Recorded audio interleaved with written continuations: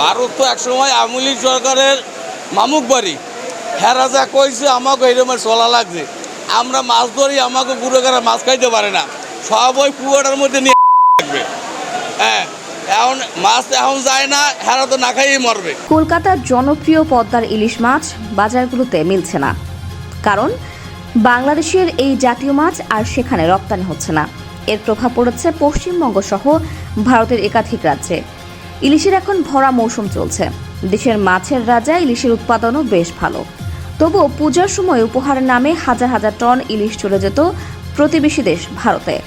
পশ্চিমবঙ্গের বাজারে পদ্মার ইলিশের চাহিদা উঠে যেত তুঙ্গে। ইলিশ নিয়ে সেখানে শুরু হয়ে যেত মাতামাতি। আর বাংলাদেশের অধিকাংশ মধ্যবিত্ত বা নিম্নবিত্ত শ্রেণীর মানুষের কপালের জুটত না ইলিশের কাটাও। তবে এবার নতুন এক বাংলাদেশের দেখা পেয়েছে সাধারণ মানুষ। বিগত বছরগুলোর মতো এই মৌসুমে বাংলাদেশ থেকে ভারতে ইলিশ উপহার যাওয়াটা অনিশ্চিত। সেই ইঙ্গিতও মিলেছে মৎস্য ও প্রাণী সম্পদ উপদেষ্টা ফরিদা আক্তারের কণ্ঠে। গেল রোববার সচিবালয়ে তিনি বলেছেন, দেশে মানুষ যাতে ইলিশ মাছ পায় এবং দামে কমে সেই উদ্যোগ নেওয়া হবে। আর এতেই ভারতের পশ্চিমবঙ্গে ইলিশের বাজার হাহাকার সপ্তাহ ব্যবধানে সেখানে ইলিশের দাম বেড়েছে কয়েক গুণ।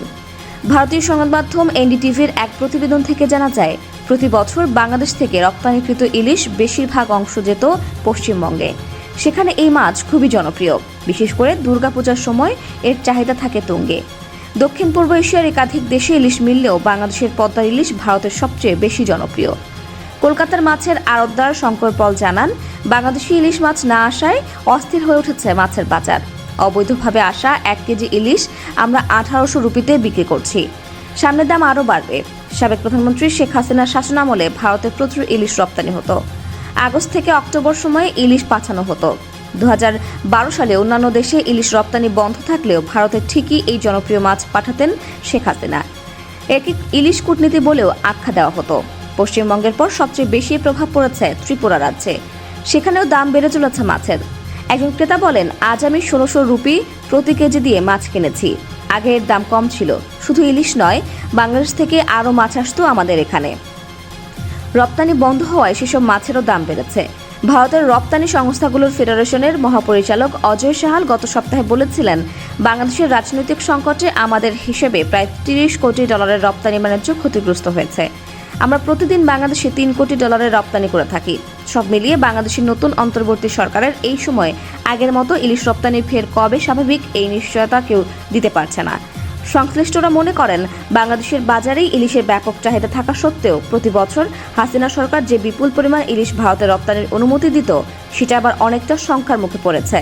এমনকি এবছর থেকে ভারতে আগের মতো ইলিশের রপ্তানি নাও হতে পারে। এই যে আওয়ামী লীগ সরকার একটা নিয়ম করছে, আমাদের 65 দিন অবরোধ, ওই অবরোধের কোনো মানেই হয় না।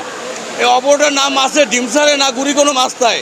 খামখেয়ালি একটা আইন করে বাংলাদেশে মানে মাছ ধরতে পারবে না, 12 তালারা সব ধরে ফসল জ্বালায়। কোনোদিন পারছে 12 তালাকে বন্ধ করতে পারে নাই। আমাকে পেড়ে খিদা, আমরা প্রতিটা জানলা প্রতিটা কোম্পানি ঋণে জড়ো হয়ে গেছে। 65 দিন আগে তো চলা লাগবে।